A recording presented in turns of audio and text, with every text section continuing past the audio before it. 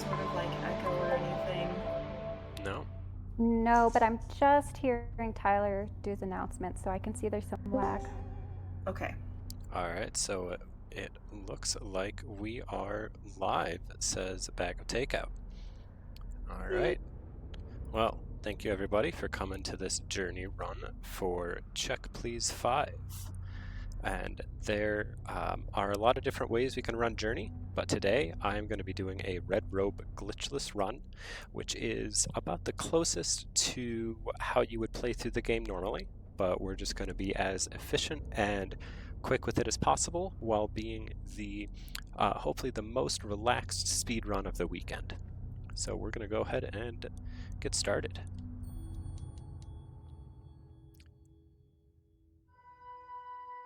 This Princess game, Leafly here. I just wanted to say, Journey is sort of its own genre. It's a minimalist game, sort of in the walking simulator genre. And one cool fact, it was conceptualized and produced by female game maker Robin Hunicke. If you're not familiar at all, we're gonna guide this little robed wanderer through some deserts and ruins, and there's no dialogue. There's only 2 controls, and the screen has no interface, totally clean, so it creates a very meditative experience.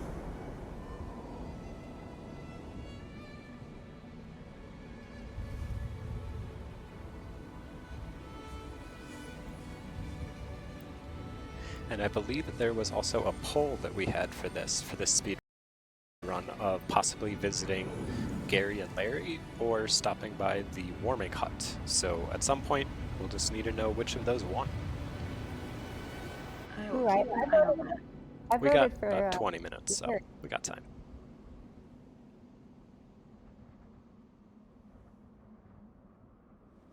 So here we're just waking up.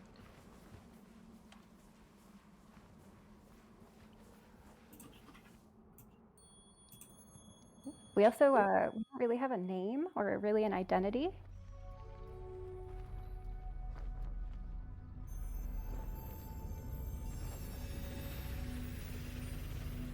And what really makes this speedrun special is that as viewers, we're going to get to enjoy every part of the game, every vista that you can see, all the music, just a little faster than usual. The main challenge for Ruthdale is he's been working on finding basically the perfect path through the game, and he's also got to carefully manage his limited flight and jump power. So you'll see him continually powering up so that he can jump.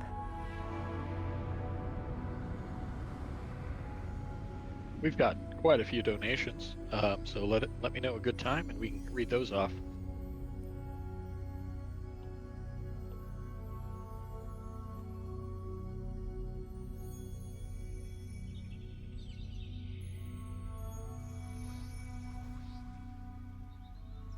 I think it's a good time to jump in now. We're just seeing here. This is one of the beginning story scenes. You can see in the sky there's this light and this power, and as we're scrolling through, it's just sort of visually telling you a story. I just love how like simple but aesthetically pleasing the design of the game is. Yeah, the producer, she's talked about how this game, it really isn't achievement oriented. It's supposed to be contemplative play or a meditative experience. So they did remove all visual clutter. I think that was a really good idea, honestly.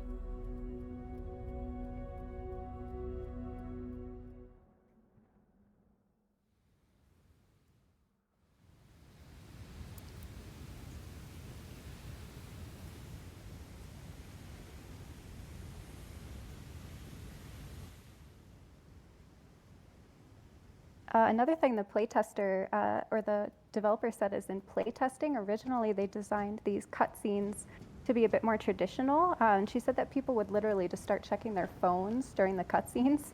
And that really frustrated her. So they redid the cutscenes to be sort of as short and simple as possible to keep people engaged. And you'll see later, as a character, we actually end up as part of the scroll, which is really cool. Mm-hmm.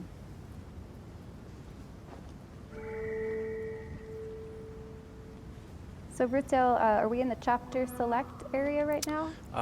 No, so we made it to the Broken Bridge. The chapter Okay, we're at the select was that Broken real quick, maybe 3-minute beginning section. And you can see our little chirp every once in a while. That's a unique symbol, and it's different with every playthrough. And I think, Ruthdale, you were saying that you think it's kind of like a name, basically, specific to that playthrough, right? Yeah, that's what I like to think of it as. I actually really like that because you're using chirps to activate and do things, right? So it's kind of cute that you're just like singing your name Yeah, to say hi to the world. and some of the creatures, if that was not the best lineup, but if you chirp at them, you'll get their attention, and then they'll come over to see you. And one thing that we'll miss, that's a really cool part of this game, is sort of the unique and experimental multiplayer dynamics that this game has. So, Rootsdale, do you want to talk about what the multiplayer experience is usually like? Sure. Once I get through this little I can start so skip you can here. focus. There we go. You're doing great. So that was one of the more precise tricks on this run of not completing the bridge, which saves a cutscene. But yeah, for the multiplayer, as you're just traveling along, if there's someone else anywhere in the world who is in about the same area of the game, they will just appear in your world. You don't know who they are. The only way you can interact with them are these little chirps. And then for however long the two of you decide to journey together, you stay together. Or they can head off anywhere and just part ways. And it's also the only one that, if you're just connected to the PlayStation Network at all, it will just be always looking for new players for you. Yeah, you don't have to actually pay for an online subscription. And it's interesting because if you want to play with someone that you know, it's kind of hard to strategize that, especially when the game first came out and it was very popular. You're usually journeying with sort of like an anonymous other person, although at the end it will tell you who you've been journeying with. And another cool thing, this game was released right around the time that the pandemic started. This game was made available for free on PlayStation, which is when Ruthdale and I started playing it because it does sort of seek to foster this really unique multiplayer connection. So in this cutscene, we're getting to see a lot of how the white robes, or the ancestors, started to utilize the red robes, the magic, the power that it can provide.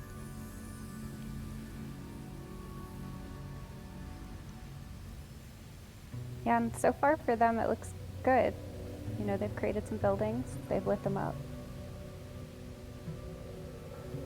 Real quick, I wanted to mention we just got a $25 donation from Tim and Margaret. Love you all.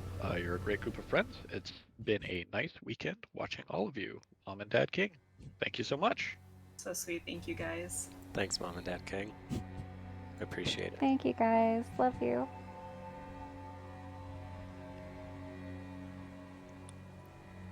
Is it okay to read a couple of more donations? Yeah, definitely. Okay.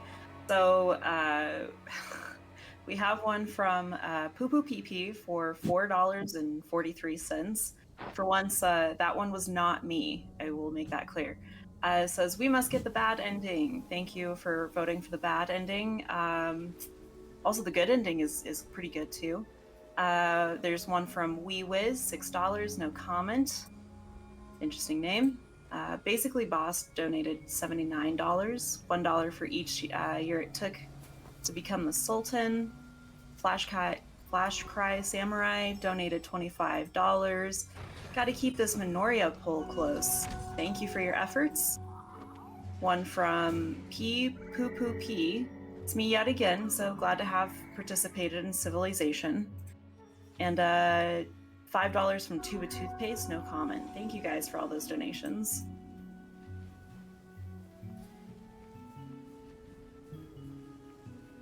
Man, I voted for the good ending. Is the bad ending winning now? I think it is. Oof. Your only hope is to donate more, so I know. please, let's get those in. It is So now, split.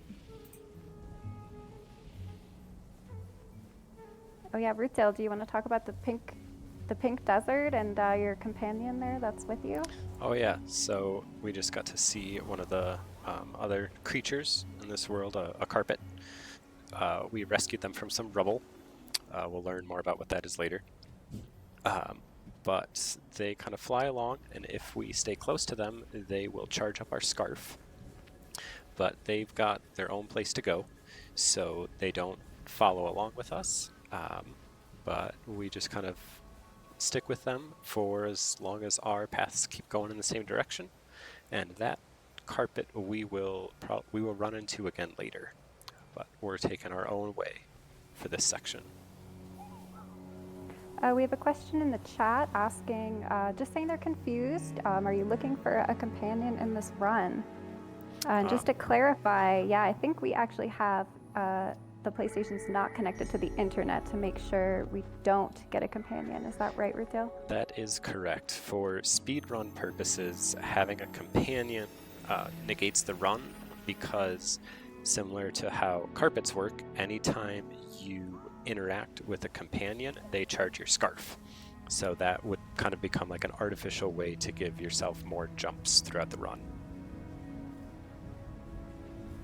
Yeah, and it's interesting, the dynamic between players in this game for the multiplayer level was very intentional. I was reading again with the conceptualizer what she was saying about it, and she wanted your companion and you don't depend on each other for success. In this game and Journey, your collaboration is more about just sort of being mutually engaged but not dependent, to just be with each other. And this was a really hard problem for them to solve as game makers. Initially, she said there was a lot more sort of like puzzle design that had to be cut to sort of foster more like genuine connection and shared experience. And she also, wants you to still feel sort of fear of the unknown without a companion, being more like a resource or a competitor. So it does feel like a lonely game, but it's really not. It's not intended to be such a lonely game.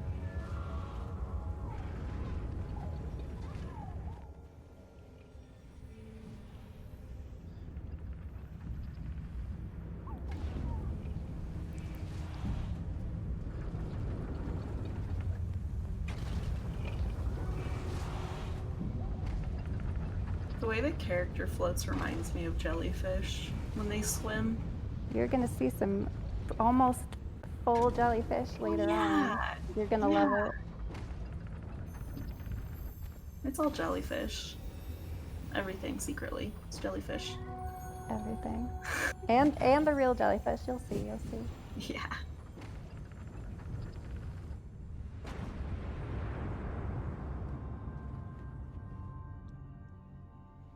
And as we're going along, shoutouts to the runner. That was really smooth. Oh, thank you. As we're going along collecting those floating symbols or glyphs, those make our scarf longer and charge our scarf. So that's the best way to get jumps along the way.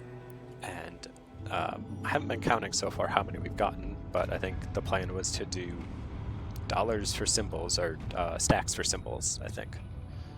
I think normally it's between 9 and 11, depending on if I get all the ones I'm trying for. Dollars for designs.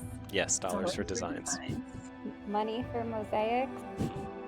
Wait, I love that. In this story here, we see sort of the power. They're powering up their civilization. The civilization's going up high, and we can see the wind at the top of the hill. And wind is an important symbol in this game. Question for the runner. Yeah. I know you've been practicing this one a lot. Do you plan to submit to speedrun.com? I do. Probably not this run, especially since we're going to be doing... I think we're going to be visiting Gary and Larry on this run. But there are so many different loading screens, like you're about to see, that the speedruns are separated by platform and run type. So I think the quickest run I have right now, I haven't submitted it yet, but I think that would put me in second place for the PS4 Red Rope Glitchless. Awesome. Yeah, I think I've got a just like 48:30 or so, but I think I have to shave about 30 seconds off if I wanted to try for first place, which would be pretty difficult. Oh, and in the sky right there, you might have seen a shooting star going up north. I don't think I'll get to see it again, but that that will become important later.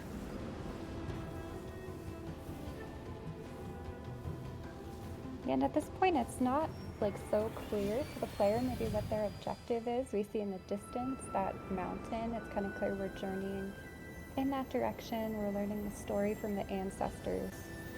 But one thing that's really amazing about this game is sort of the second time you play it, how enjoyable it is when you sort of understand what the purpose is, or maybe the lack of purpose.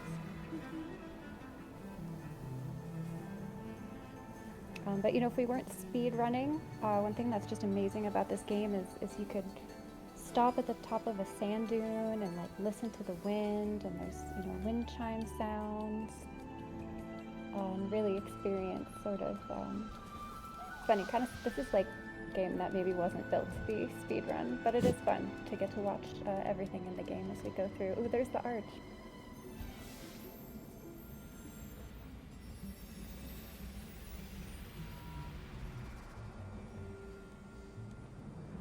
Everything about the game, I think what's really unique about it just feels incredibly, like, graceful. Every piece. Yeah. Yeah. We're coming up on one of the best views here. I don't think I'm the only one that thinks that. That's my favorite part too.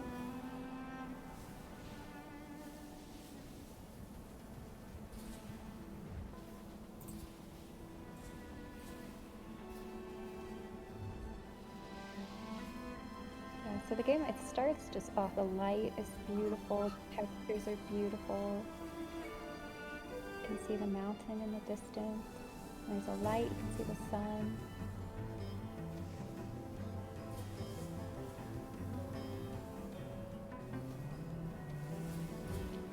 I love the migration of rugs. A Yeah. flock of them. And up here, I'm going to be doing one of the other.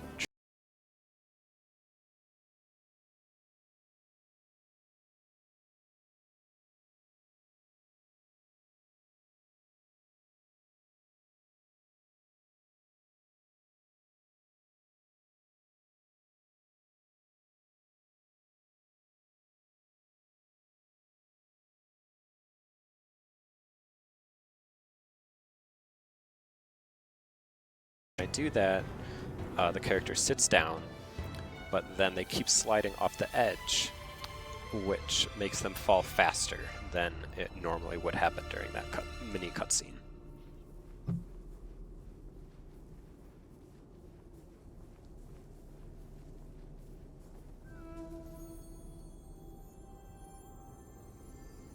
And it looks like we're starting to move down into the next area.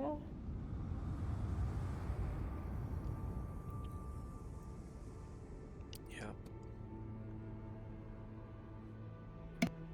I always think this ancestor looks disappointed with what they're going to say. I'm gonna record the stream. It froze for me. Yeah, the stream froze for a second there, but it came back. So. Okay. Yeah.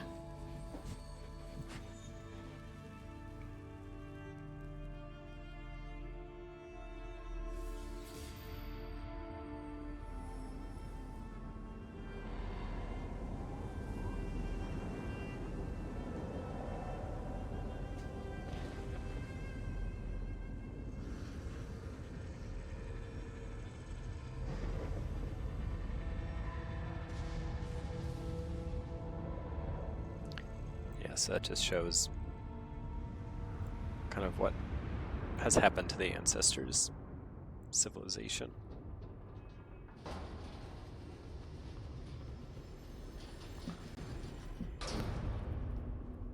Yeah, and the creator described this as sort of like a pretty classic sort of sci-fi story. They said there was some inspiration from Ian Banks' Fearsome Engine, if you've read that. But, you know, it's about an ancient civilization, greed, war, but she really still wanted us to feel empathy towards this prior civilization. So, you know, we kind of see them misusing this resource.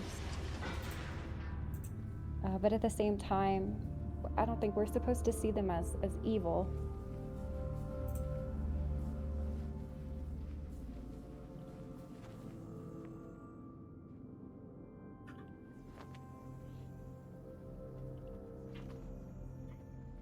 So now we're in the dark area, and the game's mood has sort of changed a lot from the sunken city to the underground.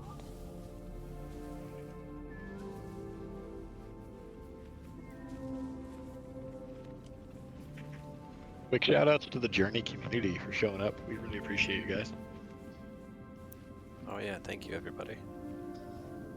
Would not have been able to do this without the support and advice and countless helpless videos from the Journey speedrun community.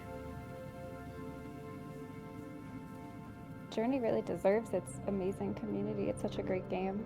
I do sometimes wish my little arcade Sailor Moon game could have had a supportive community too, but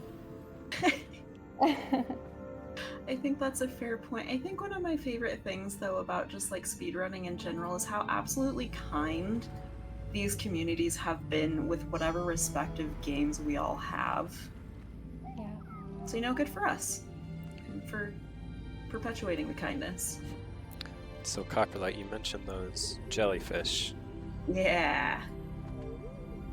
You got more jellies? Oh, lots of jellies here. I'm excited. And you can see here are a bunch of sort of deceased war machines. Some kelp.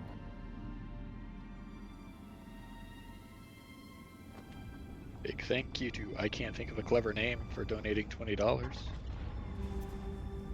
Levels Chill Speedrun. Chill run, if you will. Thank you so much. So serene. So jelly.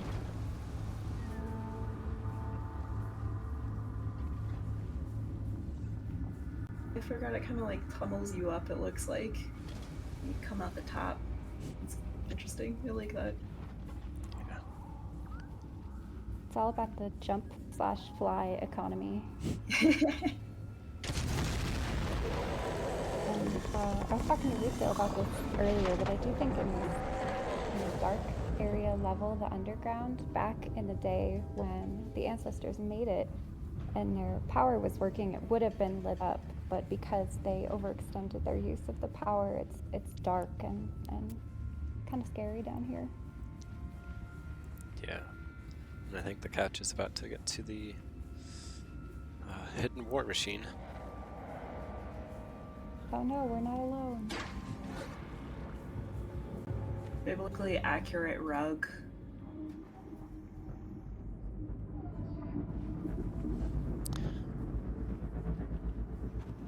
Yeah, Rita, we have a lot of folks from Journey community in the chat.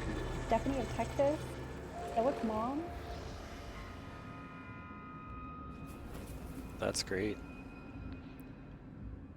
Thank you everybody for coming by and getting to see some good marathon luck of getting bit from a war machine, but that happens once in a while. It's hard.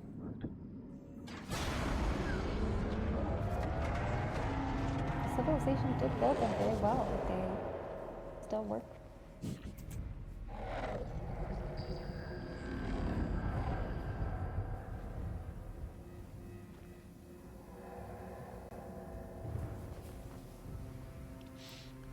Check Please says they were expecting a chill run, and that was not particularly chill. That was one of the least chill parts, that's true. Wait till you get to the ending. Pretty not chill part. And I do think that Bag Up told me that Visit Gary and Larry won this time, so we are coming up on that here in just a second. We do have a cue to hydrate. Oh, well. That'll happen in a minute. I'll hydrate for you, Ruthdale, don't worry. I can hydrate through this next scene, the next story time.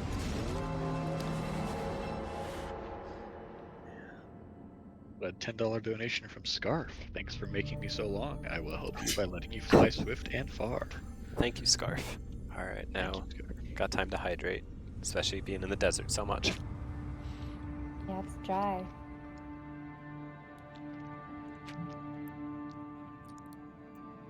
And Ruthdale, our cat Thistle, is watching intently, Wonderful. Thank you, Thistle. especially with this the lit up tower. Yeah. So now we get to see the full effects of their fighting over the power. And is this the ancestor who gives us who really looks into our face, or is this one who avoids us?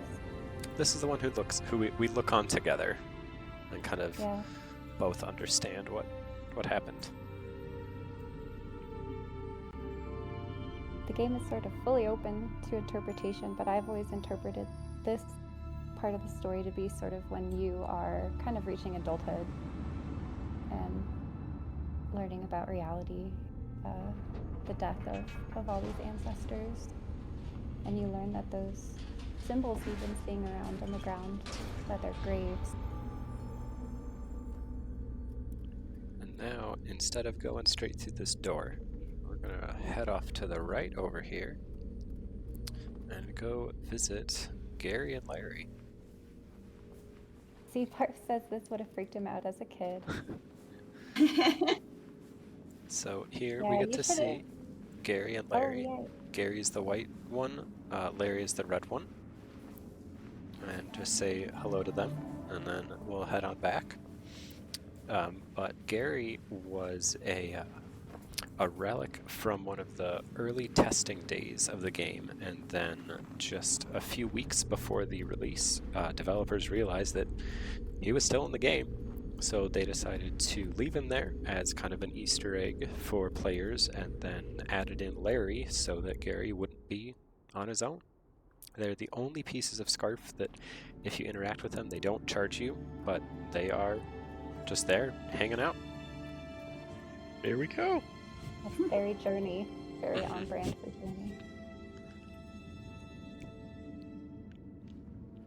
One biblically accurate rug donated $5 with a little heart, so thank you. Right, Gary, and hi, Larry. And those were named by the fandom, correct, Ruthdale? Yes. Yes. Stephanie coming in with the hot take, so I always wished they would recharge the scarf. It Absolutely. does feel a little unfair if you go out of your way to say hi to them. Then they'd be in the run, which would be really cool. Yeah.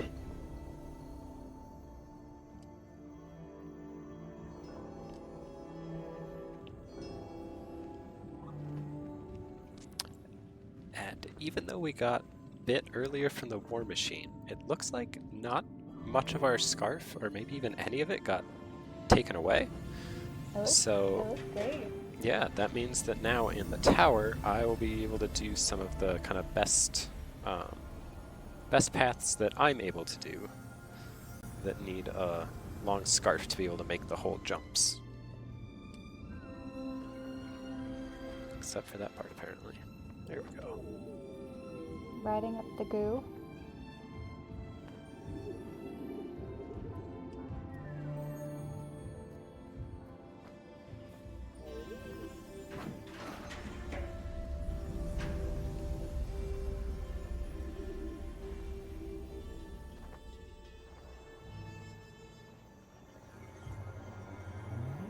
More jellyfish.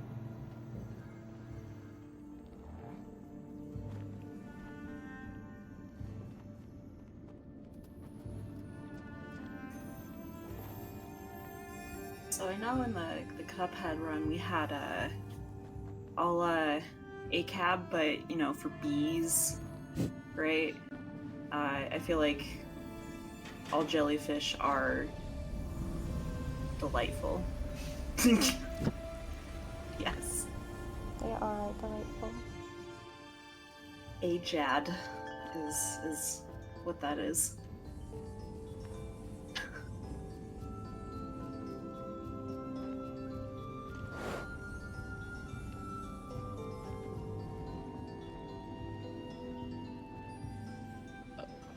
Big thanks to Tuba Toothpaste for donating $5.01. Such a chill stream to eat dinner to. Thank you, Runner and Couch. Big shout outs to everyone who's donated so far. Thank you for all of your help. Yes, thank you everyone for donating to a great cause of girls who code. And with that long scarf, I got to get up a little bit quicker than the goo would take me. You beat the goo.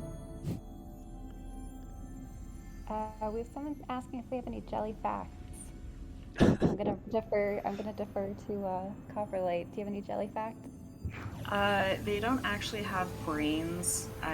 They're so weird. They're so weird. They are, so some jellyfish go through a type of metamorphosis where they can either go from like a Medusa form or a polyp into a Medusa form. The Medusa form is what you typically see with actual jellyfish, where, they look like they're floating in plastic bags in the ocean, kind of a thing. And then the polyps are kind of just think of like a sea anemone. That's what you get. They're both in Cnidariae family, and stingy little buggers. Yeah. They've survived all 5 extinction events, so they're very long-lived, resilient creatures. Yeah, them and sharks are wild. And alligators just got shorter / crocodiles. They're basically still, they're archosaurs, like birds. Yeah. So there's us. Now we're part of the story, and if you have a companion with you, you would see them here as well. Is that correct, Dale? Yes, at any point, like at any level that you had a companion join you, they would appear on that scroll, and you would see them. Just see the parts of your journey that passed, or that crossed. And then this part's pretty dramatic too. It's for the first time we're seeing the future told to us by the ancestor, and we see ourselves. And we realize, yes, there's that mountain we've been moving towards, and it looks like it's going to be a difficult journey, moving up that mountain, working against the wind, but we've come this far.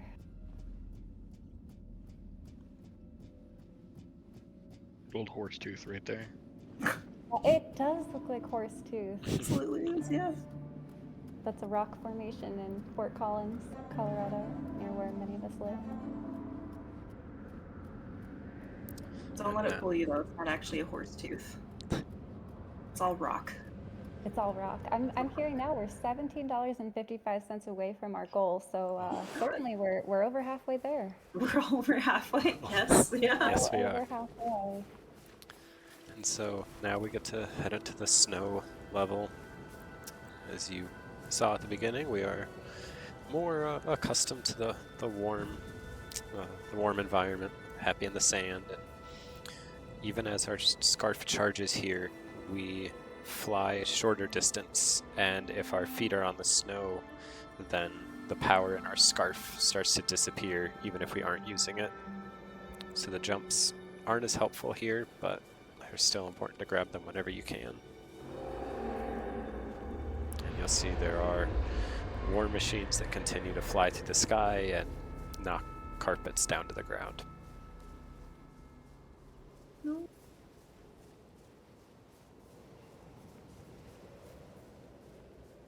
Sad little cold carpets. Yeah. They get warmed up when you interact with them.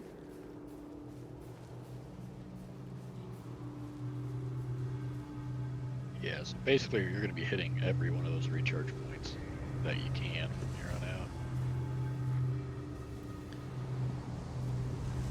And you can see here when the wind gets stronger and we just kind of have to lean into it, little bits of our scarf start to fly away as it gets ripped off by the wind. It's hard to accept. The first time I played this game,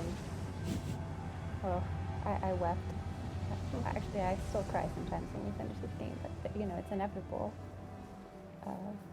It is inevitable. Goal reached. As we reach the dismal part of this game, I'm hearing from Chunderfins, we reached our goal. Wonderful. Awesome. So we got $25 from Stephanie from Texas. Thank you for representing the community. You're doing great. Thank you. We got $1 from a Journey expert. The symbols on the scarf actually translate to "everybody love an Italian boy." Thank you. Thank you for telling us these facts. And then Dalesman DM just says, "Come on, I had to donate the exact amount." Thank you, Dalesman DM, for being the person to get us over that goal. Yes, thank you, Dalesman DM, and everyone who has donated throughout this weekend. Everyone's celebrating in the chat as we're hiding behind graves. In the game. And As one does. you know, Very since we got through that, got to the goal, and we're coming up on it anyway, I don't see why we shouldn't also visit the warming hut on this run through. Oh, that's great. Treat. We deserve a warming hut. We do. It's cold. It is quite cold here.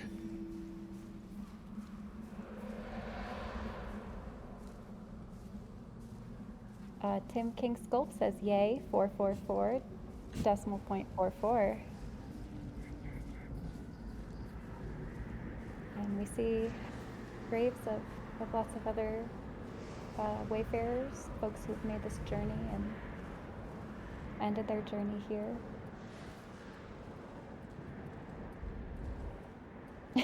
Gender Fence says we really are well over halfway to our goal. Technically correct. Absolutely. Oh, I love it. We can see the moon now. Getting Now time for our real goal to activate. If we can get to $5,200, we should be able to beat last year. That's a reasonable goal.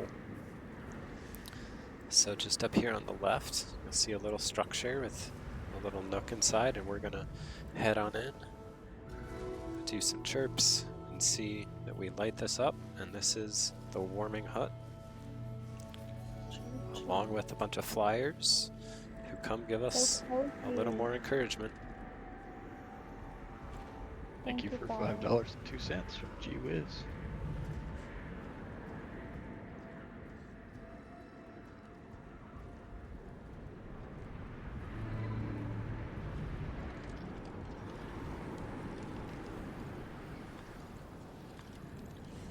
more graves than I thought in the warming hut.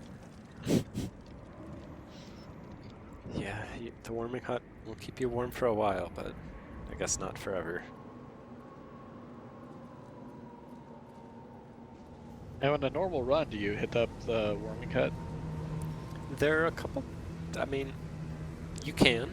It's a good way to get some extra scarf charges from those flyers, but it's not.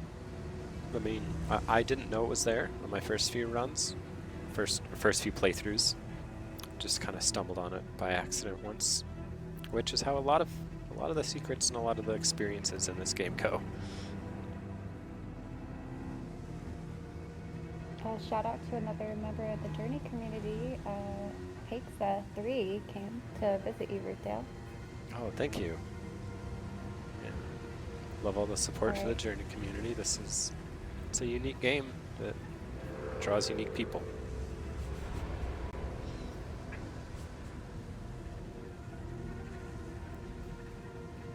Starting to really struggle to walk in the cold here. Yeah, it was a gradual change, but the frost really built up on our scarf and around our robe. Let's see if I can get a camera shot of our face where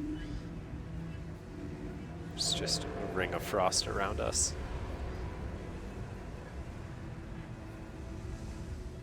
Yeah, but we have to keep going. It's not like we can turn back. That's true. Maybe we could turn back. We could go back to the warming hut.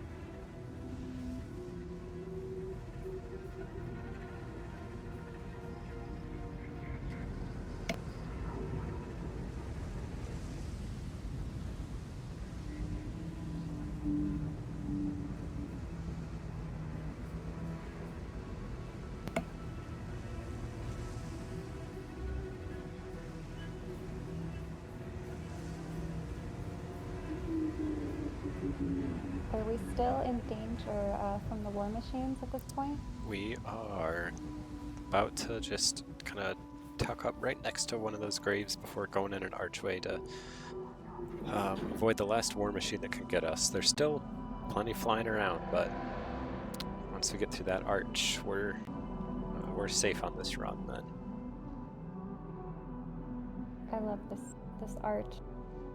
And another thing that the game producer talked about, she loves this book called Timeless Way of Building by Christopher Alexander, and it's all about how he's an architectural pattern engineer, and he talks about sort of naturally occurring patterns of buildings all over the world, how to create sort of what's sort of the recipe for a sacred place. You know, there's a gate, there's a vestibule, there's a landing area, sort of prepares you and moves you through into a sacred place. And that architecture is sort of part of the journey that actually transforms you. She talks about also like visiting Bryce Canyon and how that impacted her. And I really think this last little stretch of the game before the climax is really special. Yeah. And now we're about to make it up to the last pathway. We're walking along some railings and gotta find the little sections that are protected from the wind so that we can keep going. You're doing great on time. Yeah. Thank you. Quigley Q says these are some great war drops, and I have to emphatically agree. So thank you for sharing. This game is fascinating. This game is so fascinating and it's so unique. It really is. One more little thing I'll drop that we learned about this morning was when they were trying to create the multiplayer dynamics. The creator, what she did was there were 12 people that were game testing, like herself and everyone else, and she gave them all one of 3 cards, either lover, fighter, or neutral, and they had to sort of like role play trying to be an antagonist or, you know, a positive influence or just totally neutral. And you never knew who you were playing with because it's anonymous while the game was going, but she had everyone try their hardest to either, you know, annoy the other person or pamper the other person or act like a lover. And then at the end, they all would find out sort of what role the other person was supposed to be doing. And the purpose was that she wanted it to be, even if you try to hinder someone else and annoy them, sort of all you can do is chirp at them and make these lovely little chirping sounds. It still sort of feels like love in its own way. So really a lot of interesting thinking and design and engineering had to go into this.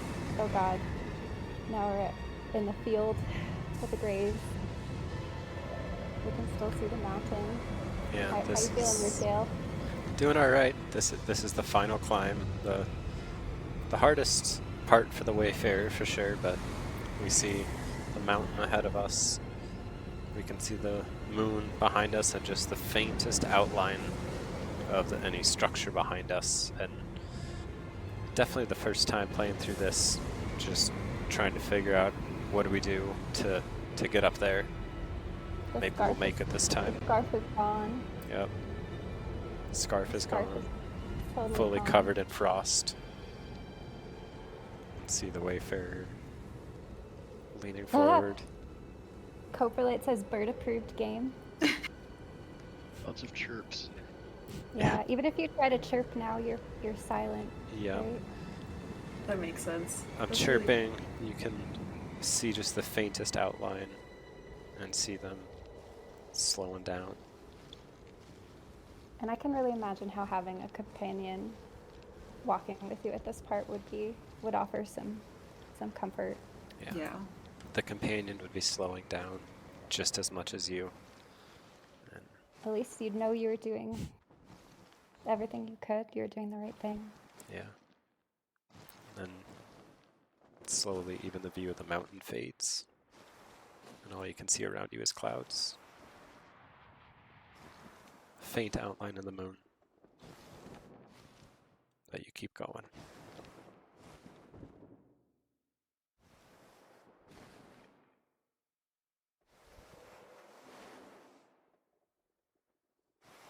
The journeyers have some excellent journey emotes. They going on really here. do. Still can't get over how some of the chirps look like QR codes.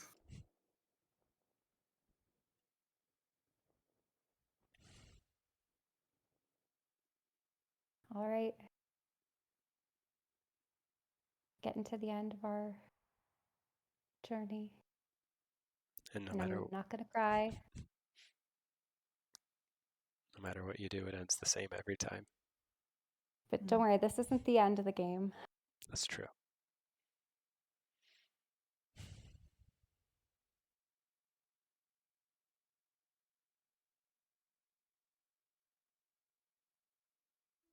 It's amazing you can hear the wind and the snow.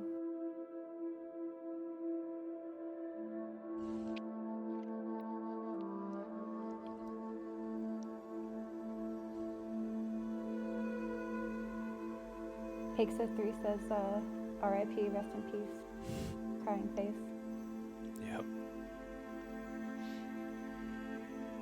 So then we wait, and as a player, you're like, did we do it right? Yeah. We look very dead.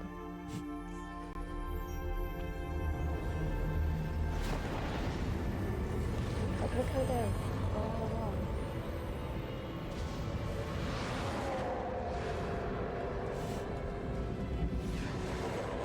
The ancestors.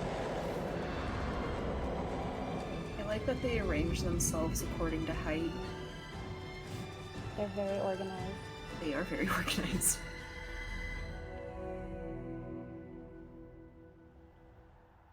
And we've got our scarf coming back as long as it possibly could be.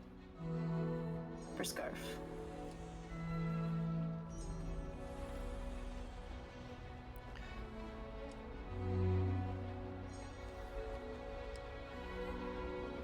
And we're finally moving up. There's still the war machines here. That just blows my mind.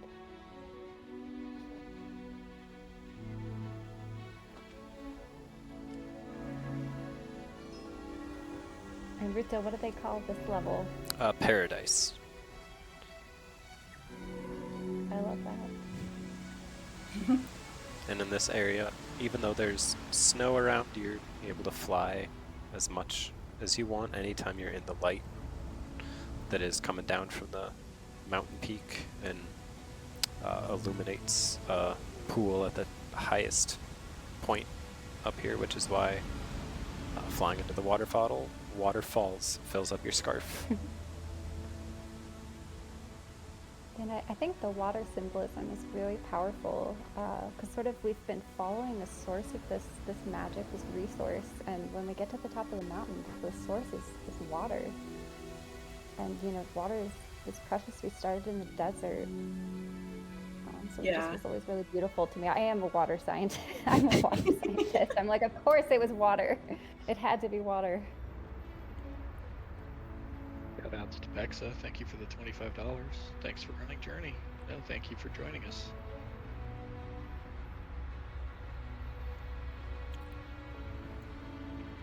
And then once we enter the main light coming down from the mountain, we can fly all we want until we reach the peak and our scarf disappears. Yes, you can spend as long as you want in this sort of afterlife as paradise. And you can also run into companions here. Mm-hmm. Yeah. If you fell in the snow with a companion, you'll be in the paradise level with them. And we still retain our selfhood. If you chirp, we're still ourselves. Yes, we are. And Couch, I know you're a little bit behind, but we're probably a minute, maybe 45 seconds away from check, please. Sweet. Great timing. And I always insist at Rootdale lets the credits play through because it's A, it's very beautiful, and B, it's important for the story. That's part of the So game. we'll call. Yeah. It's part of the game. We'll call time, but you can't. Yeah. You won't understand the whole sort of Right. the Because cycle. you see all the symbols coming back out of the light as we walk into it. Yeah. All right, at Couch, we are just about there. Just gotta have our feet cross the line as we walk into the crevice. You're just about there. Just about. Alright, and that is. Check, please. Check, please. Please, well done. Princess Leaf Leaf, you feel like you should do the honors. Yeah, I mean, Rutil, do you have time just for one quick little side note here? I think we have time for something, yeah. All right, my dear friend, it is with great honor that we advance you to the rank of champion. You've done it. You've shown them all that you are the best at transcendental, existential, meditative walking simulators. Oh, thank you. Thank you. And so we've died, perhaps, but what's happening here is our energy is going back into the wider energy. And in the credits, the music is so beautiful. You see that even though you've kind of forgotten yourself, we're moving back through all the places we've been. And it starts by showing one new grave appear where we fell. And then simultaneously another one of those shooting stars come up out of the mountain and, like Princess Leaf Leaf said, make the journey back to the beginning to start the cycle again. And if we have time to let the credits play, it is so emotional. If we have time to let the credits play, that would be great. I don't know if we have to run through it, but the last thing that you see is you make it all the way back to right where we started, and morning comes, and it asks if you want to start a journey again. And as we fly across, you see other journeymen, other wayfarers out at different parts on their path.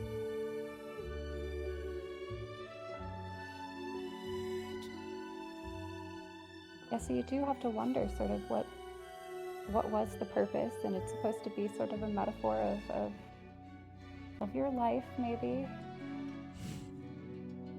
I think it's just the life cycle of textiles. Textiles specifically. Yes. Specifically scarves. Yes.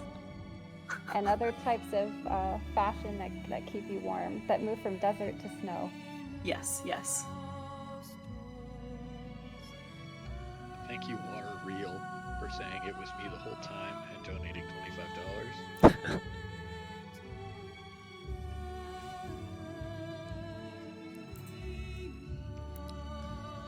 And practicing today was the first time also Princess Leaf Leaf and I noticed that in addition to the wayfarers walking, in one of these scenes up here, there is a new kelp growth that just starts growing out of one of the structures as we fly past it. Yeah, I think it's sort of saying like that energy that we received from the kelp that helped us, that's being given back to the kelp once we've completed our journey and goes back into the cycle. Borrowing it. Oh. This game is only about scarves, nothing about emotional journeys. I know. Not at all. Not at all. Not at all.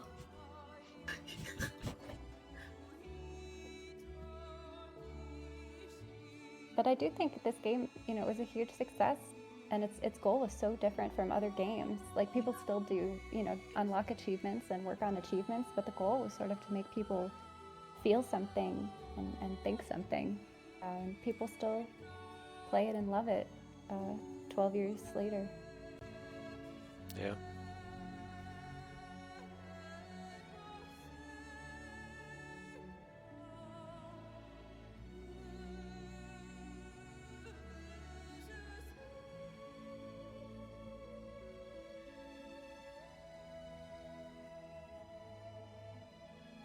Ruthdale, what's your best time so far? I think my best time so far was, I think, 48:30. Oh, that's really good.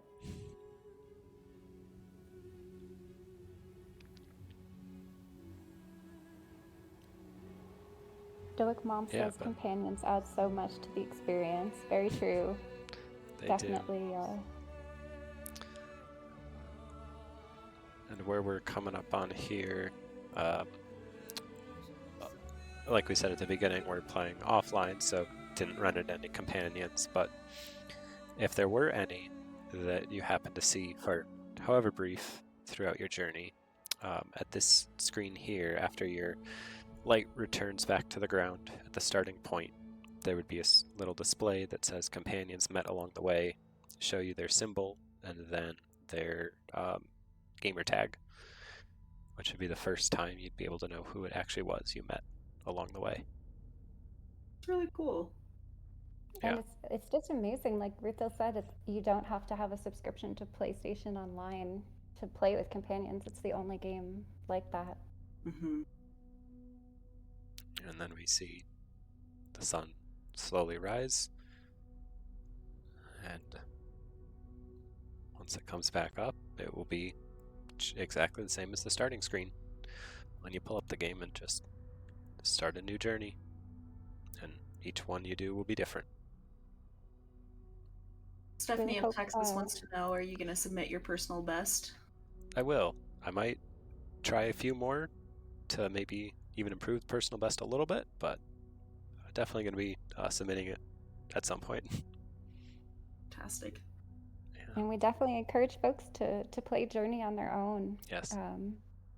It's special. Yes, it is.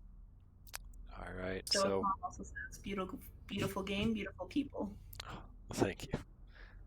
I think with Great this, Ruthdale. thank you. Then it is good to hand it back over to Bag of Takeout for the next section. Thank you all.